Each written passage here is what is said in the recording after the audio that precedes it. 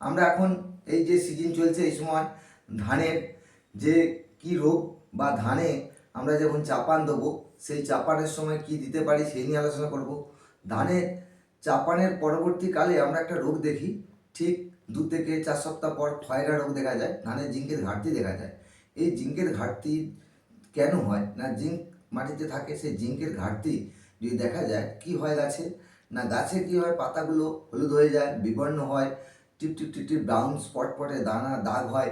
আর নতুন যে পাতা কুশি পাতা, সেই কচি পাতা বা কুশি পাতা সেটাও কিন্তু হলুদ রঙের হয়ে যায়। এই জিঙ্কের ঘাটতির জন্য অল্প লাগে জিঙ্ক, কিন্তু নানা রকম প্রবলেম হয় জিঙ্কের ঘাটতিতে।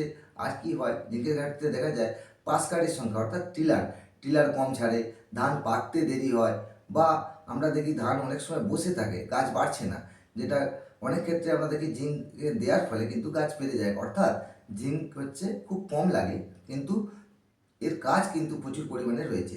এই জিঙ্কের ঘাটতি মেটানোর জন্য বা জিঙ্কের জন্য টাটা রিয়ালিস নিয়ে এসেছে আরেকটা ওষুধ, হচ্ছে নয়া জিঙ্ক। এই নয়া জিঙ্ক অন্যান্য জিঙ্কের থেকে সম্পূর্ণ আলাদা। কেন আলাদা, না আমরা এতদিন যে জিঙ্ক ফসফেট বা জিঙ্ক আমরা দিতাম, চিলেটেড জিঙ্ক স্প্রে করতাম, সেই জিঙ্ক ফসফেট যে মাটিতে দিতাম তার থেকে এটা সম্পূর্ণ আলাদা।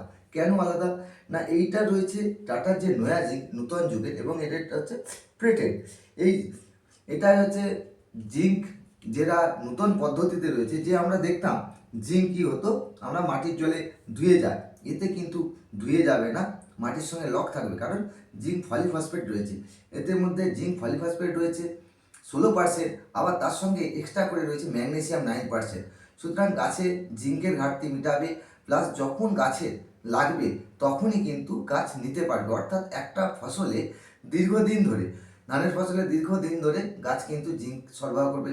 অন্যান্য যে জিঙ্ক সালফেট ছিল সেগুলো বৃষ্টির জলে ধুয়ে যায় বা মাটির সঙ্গে নষ্ট হয়ে যায়, এটা কিন্তু তা হবে না, মাটির সঙ্গে লক রয়ে যাবে, যেহেতু জিঙ্ক ফলিফসফেট, এবং দীর্ঘদিন ধরে গাছকে কাজ দেবে। তার ফলে কি দেখবো আমরা, এইটা দিলে কি দেখবো, না আমার পাশকাঠির সংখ্যা প্রচুর পরিমাণে হবে, গাছ লাস্ট পর্যন্ত সবুজ সতেজ থাকবে, ক্লোরোফিল গঠনে সাহায্য করবে, অর্থাৎ নিজস্ব প্রতিরোধ ক্ষমতা বাড়াতেও সাহায্য করবে।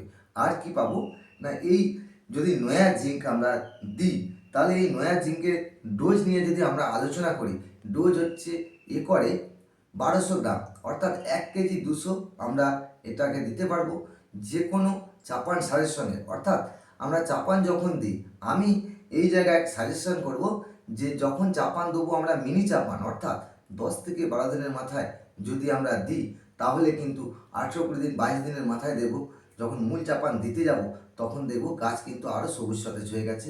গাছ আমার পাশকাঠি ছাড়তে, যেহেতু পাশকাঠি যত তাড়াতাড়ি ছাড়বে, অ্যাকচুয়ালি 28 দিন 30 দিনের পরেও কিছু পাশকাঠি ছাড়ে, তাতে কিন্তু সেভাবে ধান আমরা পাই না বা ছোটো শীষ হয়। সেজন্য যত তাড়াতাড়ি পারবো, অর্থাৎ আমরা 10 থেকে 12 দিনের মাথায় যদি মিনি চাপান সারের সঙ্গে মাখিয়ে যদি ছড়িয়ে দিই, তাহলে কিন্তু দুর্দান্ত কাজ পাবো।